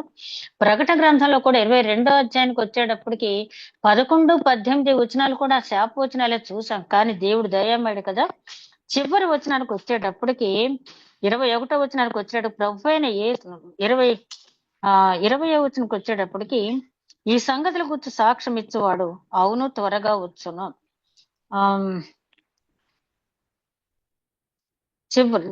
21వ వచనం, ప్రభు అయిన యేసు కృప పరిశుద్ధులకు తోడై ఉండును గాక. ఫుట్ నోట్ లో 4వ మాటకి ఏముందంటే పరిశుద్ధులందరికీ అని ఉంది. అక్కడ పరిశుద్ధులందరికీ దేవుని కృప తోడై ఉండును గాక. అంటే పాత నిబంధన గ్రంథమేమో ఆ శాపంతో ముగిసింది. క్రొత్త నిబంధన అంతా కూడా శాపవచనాలు ఉన్నప్పటికీ కూడా చివరికి ఏమైంది? దేవుని కృప పరిశుద్ధులందరికీ కూడా తోడై ఉండును గాక. మనం ఒక్కసారి మనం ఆలోచించుకున్నట్లయితే ఆదికాండం 3వ అధ్యాయం 15, 17 వచనాల దగ్గర నుంచి మొదలు పెట్టి ఆ ఏదైనా తోటలోంచి తోలివేయబడ్డ మనల్ని, అంటే మన పితరులే వాళ్ళు, మనల్ని తీసుకొచ్చి ఆ పరలోక రాజ్యంలో జీవ వృక్ష ఫలం తినిపించాలని, ఆయన మహిమ రాజ్యంలో మనం ఉండాలని చెప్పి ఆయన ఎంతగా తాపత్రయపడ్డాడు. ఎన్ని వేల సంవత్సరాలు ఎంత మంది ప్రవక్తలు మన కోసం పంపించాడు. విసికి వేసారినప్పుడల్లా బానిసత్వాన్ని పంపించడము, లేకపోతే ఒక శాపవచనం పలకటము చేసి మళ్ళీ వెంటనే ఆయన మనసు మార్చుకుని ఎల్షద్దాయి ప్రేమ, తల్లి తండ్రి ప్రేమ కంటే కూడా ఎక్కువగా మన పట్ల చూపించి చివరి వచనం పరిశుద్ధులందరికీ కృప తోడై ఉండును గాక. అక్కడ కూడా అందరికీ కృప అనలేదు ఆయన, పరిశుద్ధులందరికీ. పరిశుద్ధులంటే మనకు తెలిసిందే, ప్రత్యేకింపబడిన వారు, హృదయ శుద్ధి కలిగిన వారు దేవుని చూచెదరు. కాబట్టి మన పరిశుద్ధ గ్రంథం అంతా కూడా చివరికి వచ్చేటప్పటికి ఒక్కటే మాట, నువ్వు పైకి ఎట్లా కల్పించినా, ఎంతసేపు ప్రార్థన చేసినా, ఎంతసేపు వాక్యం చదివినా, ఎన్ని ఉపదేశాలు నువ్వు చేసినా ఈ హృదయం అనేది శుద్ధిగా లేకపోయినట్లయితే మనం చేసే ప్రక్రియ అంతా కూడా వ్యర్థమే. ఎప్పటికప్పుడు ప్రతిరోజు కూడా మనం వాక్యానుసారంగా ఎక్కడ పడిపోయాము, ఎందుకు పడిపోయాము అని మనం ఆలోచించుకొని హృదయ శుద్ధి కలిగి, ఆయన చక్కటి వాగ్దానం ఇచ్చేసాడు కదా మనకి ప్రకటన గ్రంథంలో, నీతిమంతుడుగానే ఉండని, పరిశుద్ధుడుగానే ఉండని అని అక్కడి నుంచి వదిలిపెట్టేయకుండా దేవుని కృప పరిశుద్ధులకు తోడై ఉండును గాక. ఆ పరిశుద్ధులై ఉండటం వల్ల మనకు వచ్చేది ఏంటంటే దేవుని కృప. కృప జీవము కంటే ఉత్తమమైంది అంటాడు దావీదు మహారాజు 65 కీర్తనలో. కృప దేవుని కంటే జీవము కంటే ఉత్తమమైంది. అంటే మనం ఈ లోకంలో జీవించి ఉండేదానికంటే, ఒకవేళ పరలోకంలో కూడా దేవుని కృప పొందుకుని దేవుని దగ్గర ఉండేదానికంటే గొప్ప భాగ్యం మనకేమీ లేదు. కాబట్టి ఇన్ని వాక్యాలు మనం ధ్యానించుకుందాం, పరిశుద్ధులుగా ఉందాం, పరిశుద్ధులుగా ఉంటే ఆయన కృపను పొందుకుందాం. ఈ 4వ అధ్యాయంలో మరీ ఆయన చెప్పింది ఏంటంటే, ఆ నియామక దినం అనేది బహు భయంకరంగా ఉంటుంది, జాగ్రత్తగా ఉండండి. నీతి సూర్యుడిగా నేను వచ్చినప్పుడు నా రెక్కల కిందకు వచ్చి స్వస్థత పొందేవారిగా ఉండండి. ఆ కొలిమిలో కాలిపోవద్దు. మహావేంద్రంతో వచ్చేటటువంటి ఆ పంచభూతాలు లయమైపోయే దాంట్లో మీరు ఉండొద్దు అని చెప్తూ ఆయన ఒక్కసారి ధర్మశాస్త్రం జ్ఞాపకం చేసుకోండి. దానికంటే ముఖ్యంగా ఆ ధర్మశాస్త్రం మీరు నెరవేర్చలేకపోయారు కాబట్టి, ఆ ధర్మశాస్త్రం మీ మీద ఏ నేరారోపణ అయితే మీ మీద చేస్తూ ఉందో, ఆ నేరాలనే రుణపత్రాన్ని సిలువలో మేకులు కొట్టేసాను, నా శరీరం అనే రుణపత్రంగా మేకులతో కొట్టేసాను. కొలసీలు రాసిన పత్రిక 2వ అధ్యాయం 15వ వచనం ఆయన అంటాడు కదా, అట్లా నేను విమోచించాను. అది గుర్తు పెట్టుకుని, ఇదంతా ఎందుకు చేశాను? నా గొప్ప నేనేదో చెప్పుకోవటానికి కాదు, నా తండ్రి ఆజ్ఞ నెరవేర్చాను. దాంతో పాటు మీరు కూడా నాతో ఉండాలని యోహాను సువార్త 17వ అధ్యాయంలో నేనున్నట్టు వాళ్ళు కూడా మన దగ్గర ఉండాలని కోరుకుంటున్నాను అంటాడు.